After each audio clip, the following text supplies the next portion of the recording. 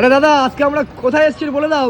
আজকে আমরা চলে এসেছি বাপিদার দোকানে, হ্যাঁ। মিট শপে চলে এসেছি। বাপিদার মিট শপ তাই তো? তো দেশি খাসির কোয়ালিটি গুলো একবার দেখো বন্ধুরা।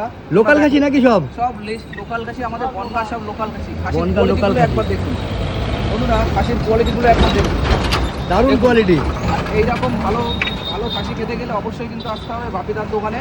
আর বাপিদার দোকান বনগা মতিগঞ্জ পেট্রোল পাম্পের পাশে। খাসির কোয়ালিটি গুলো একবার ভালো করে তরমুজ দেখিয়ে দাও। তরমুজ পুরো